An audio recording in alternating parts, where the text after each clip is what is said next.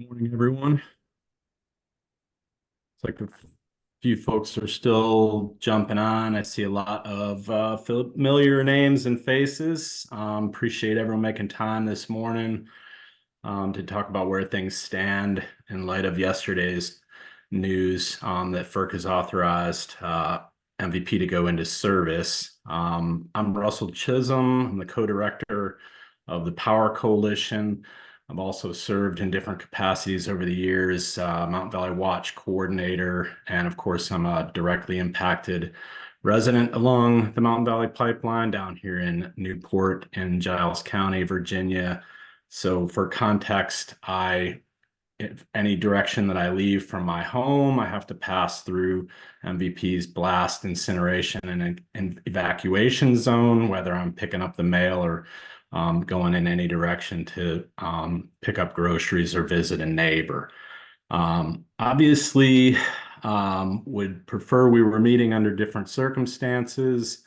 I think the fact that we're here today after 10 years of organizing against this project, this deadly project in our communities, is a testament to the strength of our communities, including everyone that's assembled here, all of our allied organizations and advocates and organizers assembled here this morning in support of those efforts. So I really want to start off by uplifting everyone who has shown up in every possible way to try to be heard about our concerns about MVP as we arrive at this moment where they plan to start shipping gas through the line in close proximity to our homes on these dangerous steep slopes where they're continuing to have, landslide and slip issues.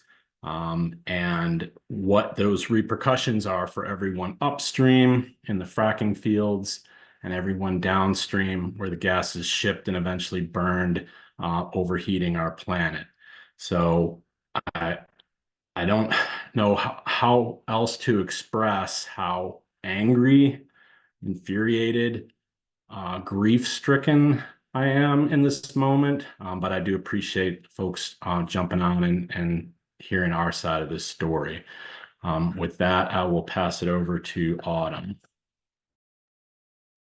Thanks, Russell. Yeah, so I'm Autumn Crow. I'm the interim executive director for West Virginia Rivers Coalition. And for 10 years, West Virginia Rivers Coalition, alongside soil scientists, hydrologists, geologists, and impacted community members, have warned about the risks of the Mountain Valley Pipeline. As Russell mentioned, their route crisscrosses extremely steep, unstable terrain with highly erodible soils. Many of the issues that we have warned about are now starting to occur and have occurred. We've documented countless slips, landslides, and water quality violations along the route. People have lost their well water. Farmers had their hay fields flooded with mud. We've had residents with their fences and their roads erode from the clearing that Mountain Valley Pipeline had done on the ridge tops and changed the flow of that stormwater. We identified numerous flaws in their permit applications and challenged the agency approvals in court. Those challenges were successful because time and time again, the courts found that this pipeline cannot comply with environmental laws. The company has even used pipe that has violated safety standards by allowing it to sit out in the sun for years, degrading the protective coating of the pipe. But despite all of this, Congress pushed through the approval of the Mountain Valley Pipeline with no option for legal recourse, which sends a message to impacted communities that we aren't deserving of equal rights under the law. And now these same communities will be living in constant fear of a rupture with schools, churches, and health centers in the blast zone. There's no plan in place for emergency evacuation. In some cases, the pipeline crosses the only road in and out of the holler. And the lawmakers who forced this pipeline's completion through the Fiscal Responsibility Act must also ensure that these rural communities are kept safe and are equipped with the training and the resources to respond if a disaster were to occur. West Virginia is no stranger to pipeline explosions. Ask the people living near the Leach Express pipeline, which exploded in 2018 after it was only in production for 6 months. The cause of that explosion was land subsidence, which has already occurred along the Mountain Valley Pipeline route. A new pipeline does not equal a safe pipeline. So there may be gas flowing through the pipeline, but there are residents without clean water, farmers with decreased hay production, and numerous damages to our streams and aquatic life, all results from the Mountain Valley Pipeline construction. But West Virginia Rivers will never stop advocating for reciprocity for these impacted residents and the restoration of our natural resources. Thanks.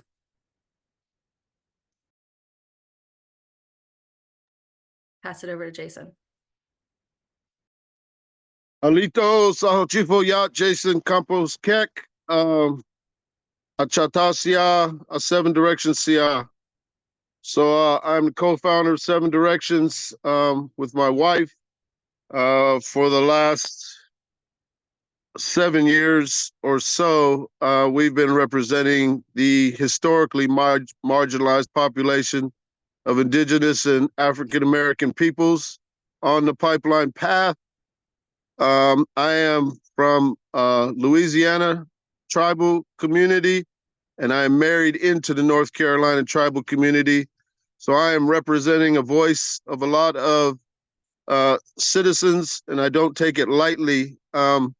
We are not surprised at the evolution of corruption on all tax-paying citizens of this nation. When you have a inception of your country based on eco-terrorism on a population, historic marginalization and brutalization of a population, and abuse of all these nations for all these generations, it's only common sense that the evolution would come to the regular tax-paying, home-owning citizen that is being abused and exploited today, along with us. We still must stand here because all the corruption and all the elected officials that have green-lighted and fast-tracked this pipeline spoke of environmental injustice, spoke of environmental protections, spoke of how these regulators have been put in place to do their jobs and do it so well, and then either paid them or pressured them politically to turn around and green-light something that had an explosion like weeks before it went into process, right? Why even have a test such as this if you're not going to take the test seriously? Why waste those taxpayer dollars? And it's because the corruption has been so blatant in today's generation that they do not care. They don't care how much, how many, how severe the violations. They're going to do what they're going to do regardless for the profit in their pocket. The solution in our corner of the world is to go above the heads of your so-called federal governments, to go to the United Nations, to go to the indigenous people globally that are protecting the last fresh water, air, land, and resources in the world. And so we have done just that. We've also gone inside your sham and corrupted political procedures and creating a rights of nature, which is just natural law that you haven't caught up with. It's just putting your ridiculous laws and legislations into some common sense, natural laws that have always existed, so that humans can actually be the responsible ones that we were all created to be. And with that, I'll wait, pass it on to the next relative. Thank you.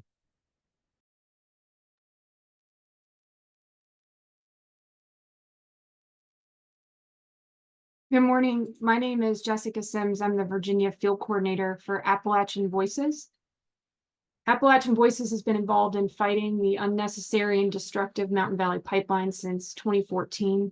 We've participated in the regulatory processes with local, state, and federal agencies and in legal efforts related to permits. We've had the honor to work with the directly impacted communities and the other organizations on today's conference over that decade.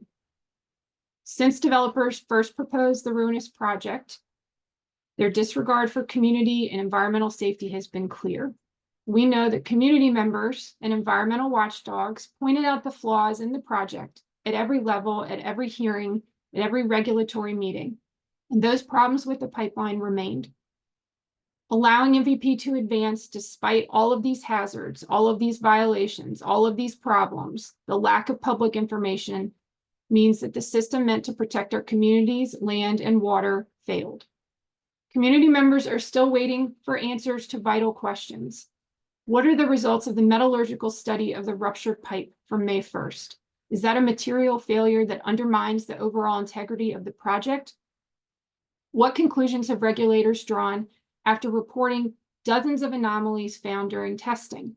The public is still in the dark about important safety and environmental considerations from the Pipeline and Hazardous Materials Safety Administration and FERC. Yet, FERC prioritized Mountain Valley Pipeline's sales schedule. Appalachian Voices has done our best to work with relevant agencies at each stage. And since the 2023 passage of the Fiscal Responsibility Act, which put a congressional thumb on the scale, we have focused on related safety issues by trying to engage PHMSA, the Pipeline and Hazardous Materials Safety Administration. But what we see are a continued lack of answers. Documents made public just on June 10th in the PHMSA reading room revealed a significant number of pipe defects that required excavations and repair.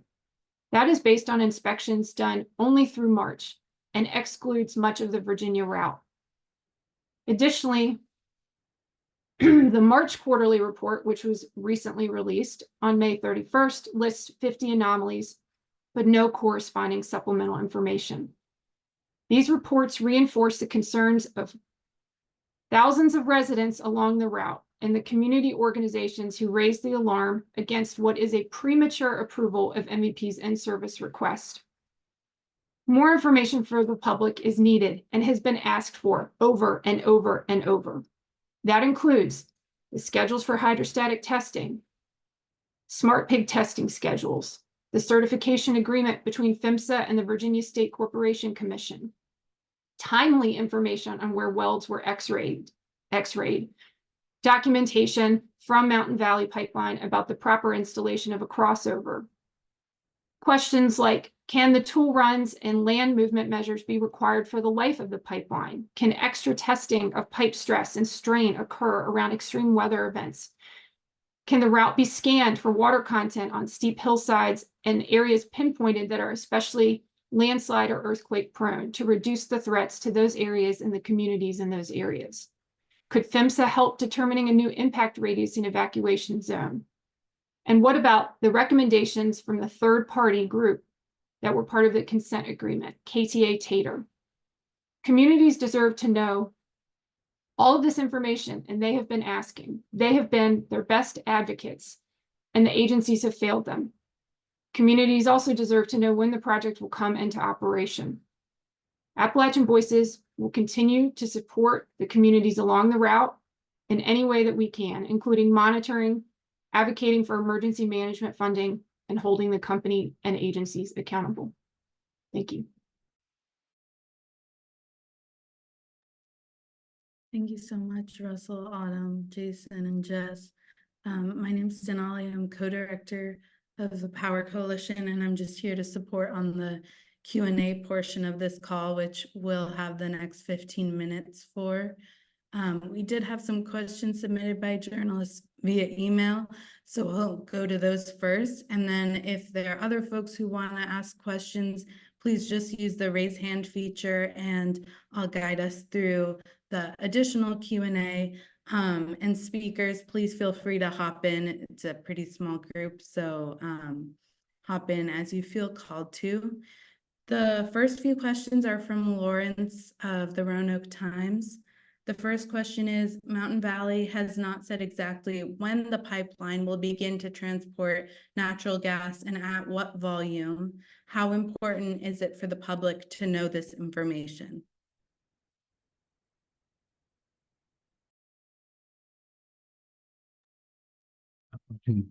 Jump in here, Denali. We posed that very question to the Federal Energy Regulatory Commission. We requested additional information and other commenters have as well, including the other folks on this call today, representative of their organizations. Like, we keep pressing for this information from the people who have those answers. And I do believe that the public has a right to know, particularly what volume of gas initially and over the life of this project they plan to ship down this. But this is all part of a pattern of how we are kept in the dark as the people most in harm's way, who have to make decisions for themselves about whether they can continue to live here, whether they can continue to, check in on their neighbors who live nearby, and try to get information out to people who are in closer proximity than even I am on this project. I think it's weighing heavily on everybody all up and down the 303 miles of the route, and people who live near those compressor stations where there are likely to be problems with leaks, where there are likely to be problems with volatile compounds entering into the atmosphere near their homes where they live. These are valid questions that we've asked for over and over and over again and been stonewalled at every turn. And I'll pause there for other folks to speak. It's important for the public to know. It's important for emergency responders to know. It's important for everyone along the route to know when and how much gas is going through the pipeline, so that they can prepare themselves, so that they can, make sure that them and their families are safe, and also so that communities are adequately prepared if there is a compromise in the integrity of the pipe, or, as Russell mentioned, if there are problems at the compressor stations. But what we've seen is a lack of transparency from both the agencies and the company itself.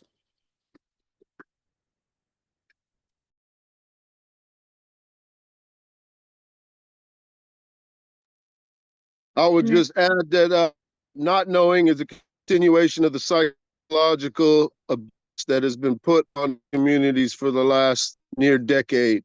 Not knowing the sanctity of their water, their land, and the air quality around them.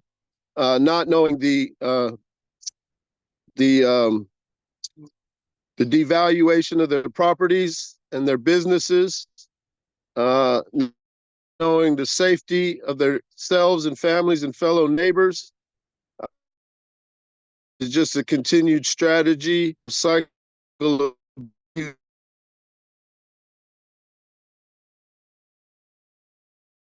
They got federal back.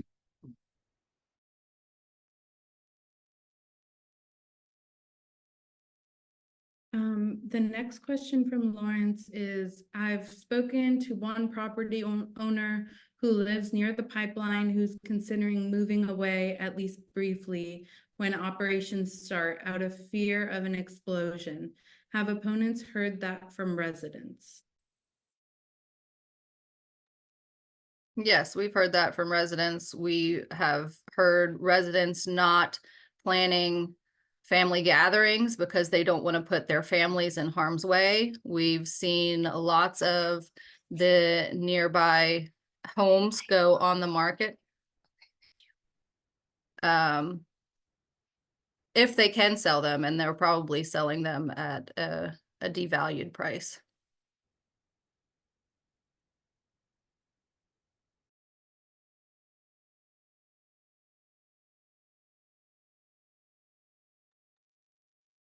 I'll just add, not everybody's in a position to be able to do that. So one of the factors that rarely gets talked about are folks who are adjacent to the route but don't have easements, have never had any standing with which to negotiate any kinds of protections, don't get communication with MVP or any of the agencies. Again, we live in an area with shitty rural internet service, shitty services across the board in many ways. We've got an $8 billion methane pipeline coming through our communities, and some of us don't have access to clean water in our homes. And some folks lost access to clean water as a result of construction that are not on easements and don't have the option of just putting their home on the market and moving away. It might be the only asset that they have. They might be renting and love the region and want to stay here. So as Jason said so perfectly, they just keep adding layers of injustice to this. And for however long this project remains in service, that's not going to change for the people who live here. Last question from Lawrence. Going forward, do opponents plan to continue monitoring the pipeline for problems with erosion control and possible safety issues? Yes, we know from experience from other pipeline construction that it's never fully restored. I mean, the Mountaineer Express was finished in 2019 and they're still having slips and landslides 5 years later. So we will continue to monitor to protect our community members and to protect our water resources.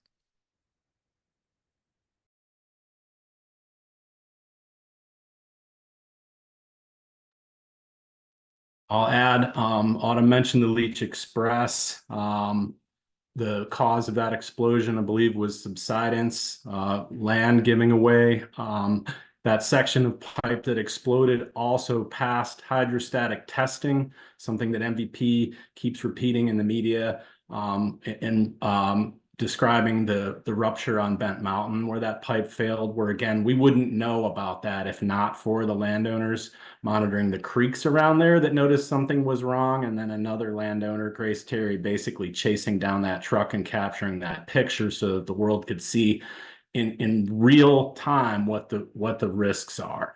MVP has numerous instances of landslides and slips that they self-report to FERC overall the course of construction on this project. And so that'll be something we'll have to keep a close eye on for sure. And I'll just add that, of course, we're going to continue being responsible and monitoring our environment, doing the job that high-paid officials aren't willing to do for free for the safety of the people. And I'll go back to that last question and say that was an insensitive question because common knowledge that indigenous and African historically enslaved peoples do not have the means to move anywhere. Not only that, our indigenous peoples are tied to the land to honor the very burial grounds that this pipeline willingly disrupted and desecrated. So those are insensitive questions and common sense questions.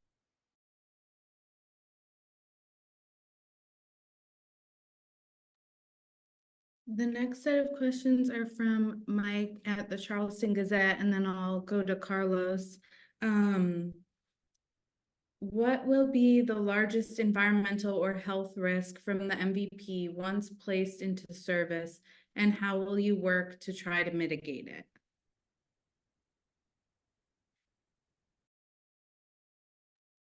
I think just from what we've been speaking at today, the greatest concern that we have is a rupture and an explosion.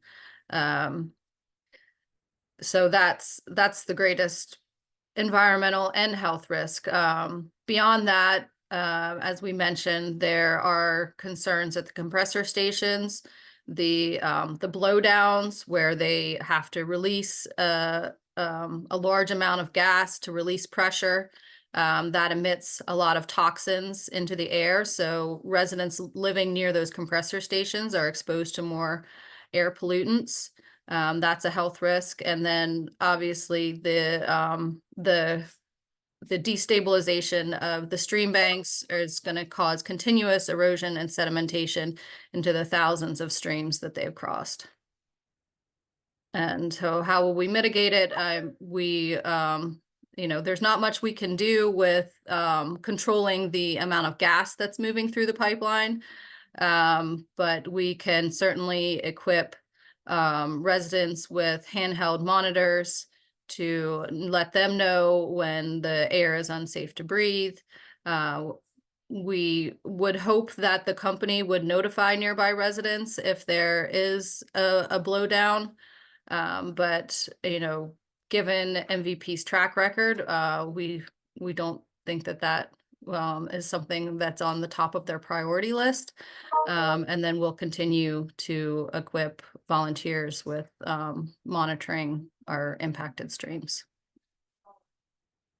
Okay.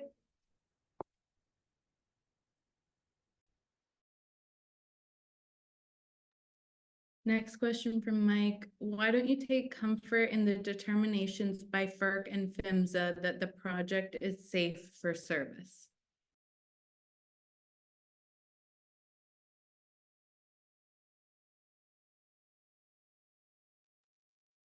Well, we've heard lip service from our agencies all along, that there's no problems associated with this pipeline, and we've documented problems.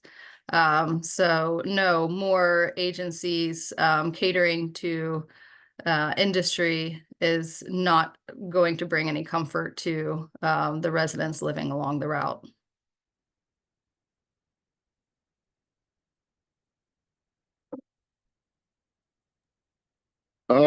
If it was safe for service, they wouldn't have had to resort to regulatory and legislative corruption in order to get it passed. If it was safe for service, none of us would have had to speak up about the abuses that went to our homes, lands, and families.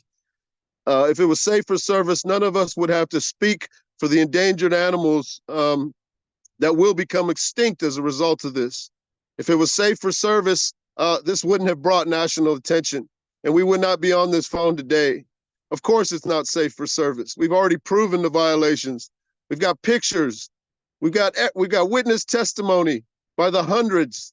It's of course it's not safe for service. This is a joke. This whole regulatory process is a joke. Why test something? Why spend hundreds of dollars to prove that it's going to fail when you're going to put it in the ground and put it in use anyway? Why not just say you have no choice? We're in a communist, tyrannical regime, and just suck it up. Why even play the song and dance? Of course, we don't believe what they say. Complete. So we're running close to time, but if folks want to stay on, please welcome you if you're able.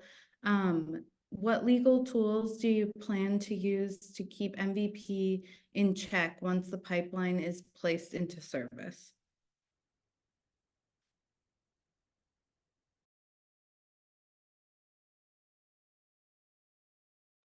I don't think we have any lawyers on the call, so I don't know if I can adequately answer that question. I mean, the Fiscal Responsibility Act basically prohibited any legal challenges to the agency approvals, but I don't know that that holds with once it goes into service. There might be other legal avenues to pursue, but I'm not a lawyer, so I can't speak to those specifically.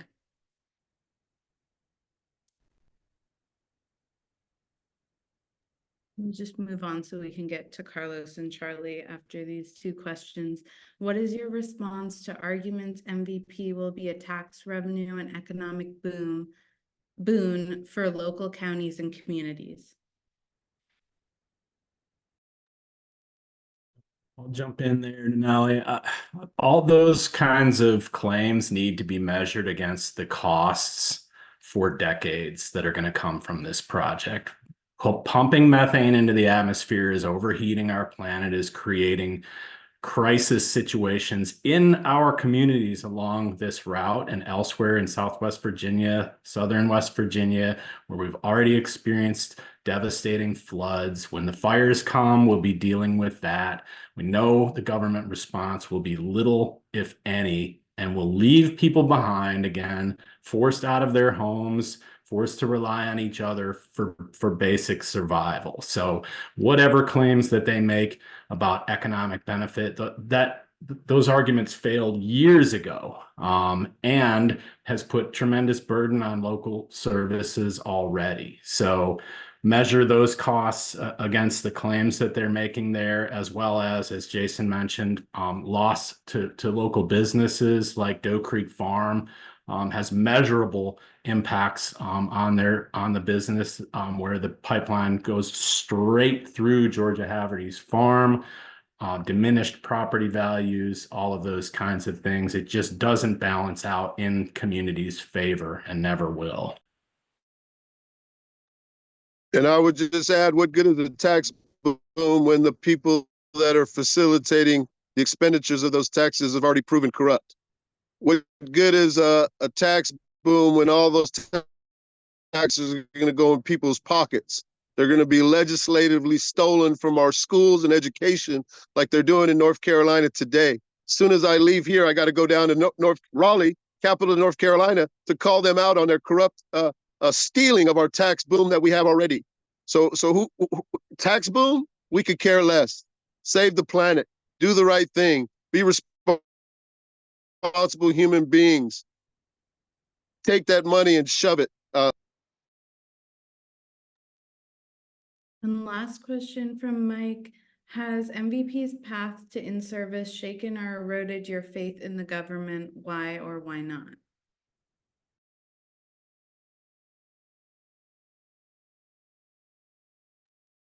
I think the level of congressional interference with the project was unprecedented and certainly concerning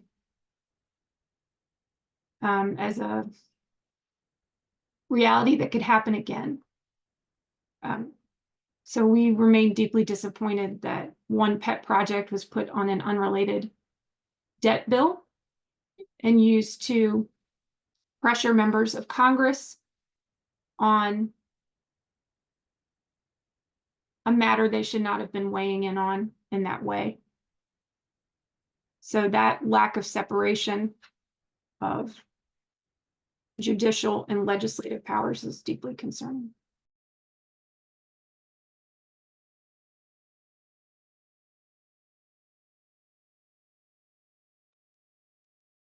All right, Carlos, thanks for your patience. Go ahead. Carlos, Are will we you- still on that question of can we trust them?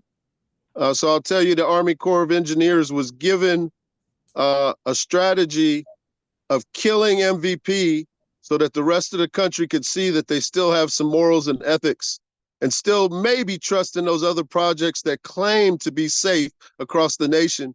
I gave it to him like a scheme so he could use it in his room full of schemers. And like 7 days later, they green lighted it and put it into that other bill that was just spoke about. So they just proved their corruption with all the support and all of the brain power the victims of this have. And yeah, trust that. Can we trust that? Ask yourselves. Thank you.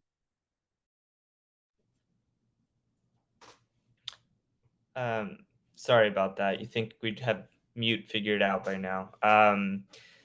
My question was, now that EQT said a few months ago that it was going to buy Equitrans midstream, and that was contingent on Mountain Valley going into service. And so I was curious, do you all see anything changing, or how will EQT buying Equitrans change the operation of the project? Does that impact things in any way? And then my other question was, I know these have been somewhat related but separate fights in terms of Mountain Valley and Southgate. And I'm wondering if attention now is going to shift to the Southgate project, now that Mountain Valley has been granted this permission from FERC.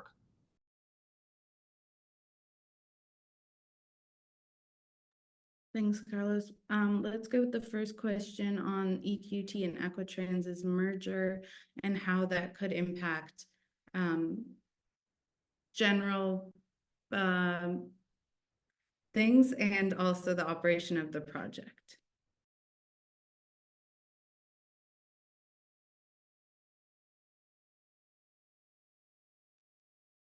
I Just believe, maybe, would you be hearing from, EQT now, in an instance of, if there was an issue, right? Like, or is, Equitrans completely out of the picture? I guess, what do you guys know about that, if anything?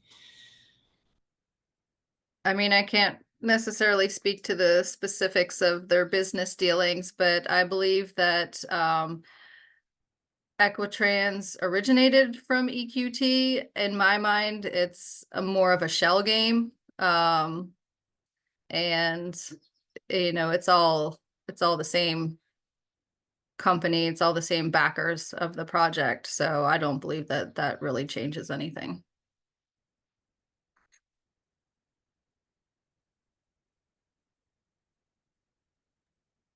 And then Carlos's second question is, MVP and Southgate are related but separate fights. Will we now shift attention to Southgate?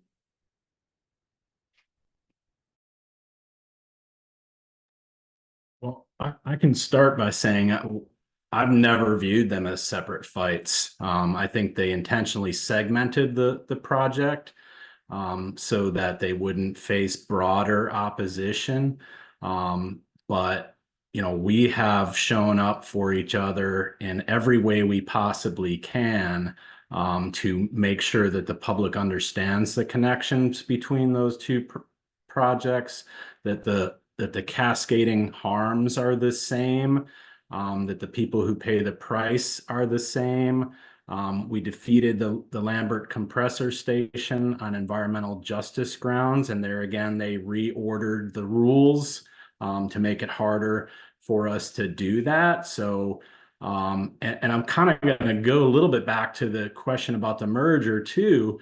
I do think people need to understand the connections between the Southgate and the Southeast Supply Enhancement Project and Transco and Williams and EQT and all of their environmental crimes all up through the fracking fields. Again, they need to understand these are all basically the same bad actors. Autumn described it perfectly as a kind of a shell game to keep everybody guessing about who is the villain in this story. It's the entire industry and the agencies that they have captured all the way up to the United States Congress and the President of the United States. I mean, that is what we are up against, and that is how we will continue to show up. Yeah, I would say all you have to do is look at how Enbridge was just a rebranding of the Imperial Pipeline, which displaced Anishinaabe and Menominee relatives by the Great Lakes decades ago, right? Tried to terminate their contracts with the U.S. government, tried to disappear them as nations, all for the sake of a pipeline. Now Enbridge is responsible for Line 3, Line 5. Equitrans, you name it. It's going to be called like Goodwater LTD in 5 years, right? As they steal the water, you know what I'm saying? It's just a joke. I mean, we're talking about a joke. I hope you print it right, because your common everyday citizen is not getting the picture. They're being played in front of their face. We would not let Walmart do this, right? All kinds of poor people support Walmart by no choice. But if they were poisoning people, stealing land, stealing property, destroying environment, and doing it in the face of all the regulatory commissions and all the elected officials, whatever party you want to talk about, we would not let it fly. So you have a great responsibility as journalists to expose this, however discreetly as you're limited to do, because I know they pay and politically pressure you just like they did the regulatory officials. I'm complete.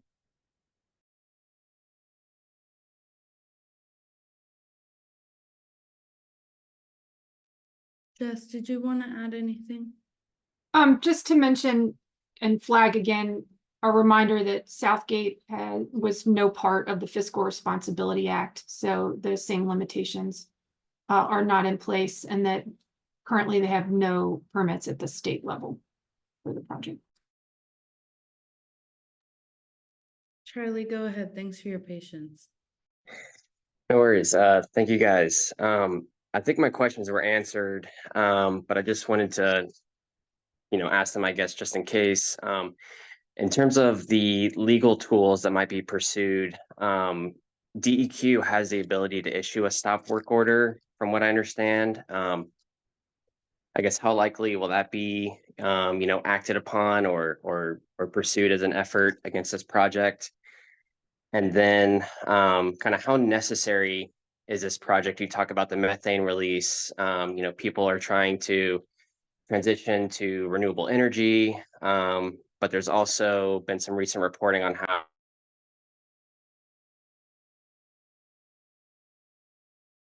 Charlie, I think you got muted after you said renewable energy.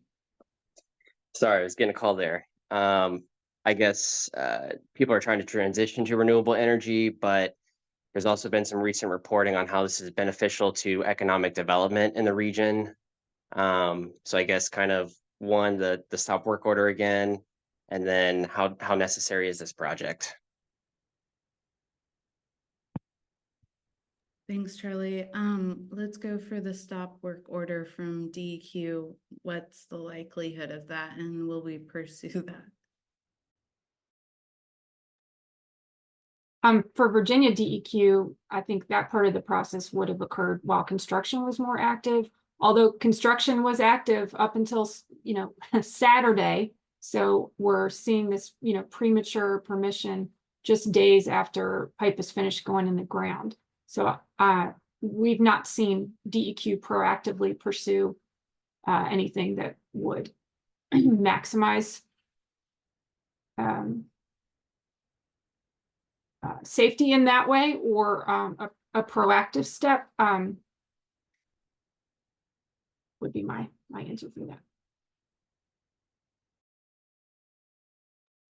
Yeah, I'll add that if DEQ was ever going to exercise their authority with that stop work authority, they would have done it during the nearly 2-week pollution incident on Sinking Creek here where I live, or any of the other dozens and dozens of community reported violations that happened once construction resumed. They never did. Sometimes they were 72 hours later getting out there to even look into some of those complaints, and then just close them out as to saying all of the controls were in place and everything was working as designed. So derelict in their duty and authority is the best way I can describe whether or not that's an avenue that we can pursue.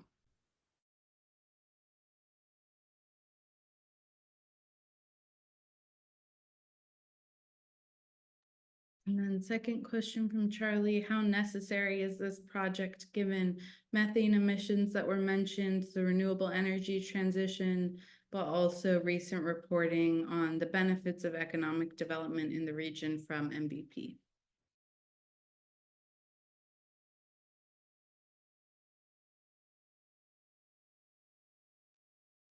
I don't think this process has been necessary from the start of it. We've been transitioning to renewable energy. Solar is now more affordable. And, natural gas methane gas has always been promised as a bridge fuel, but it's not. And it's more potent than carbon dioxide when you look at the impacts to climate change. So and when you look at the promises around economic development, especially in the frack fields of West Virginia, that never came.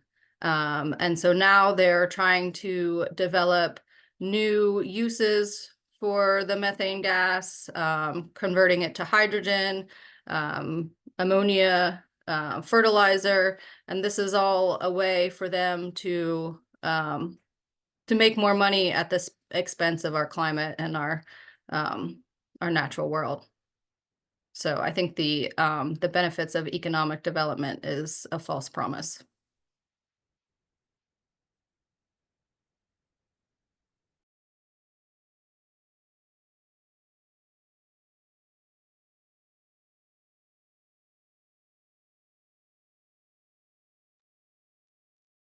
I believe that was our last question. I'm gonna send the recording around to everyone. Please get in touch with us if you have more questions. And thank you so much to all the speakers and all of the journalists who joined us today. Jason, were you raising your hand or did I? No, that was a solidarity fist. Anak Ma'abenoke. Tomorrow we will win. There are no benefits, economic or otherwise. It's all lies. Thanks, Jason, and thanks, Jess and Russell and Autumn so much. Talk to y'all somewhere else. Thank you, Denali. Thanks y'all for jumping on. Thanks, everyone.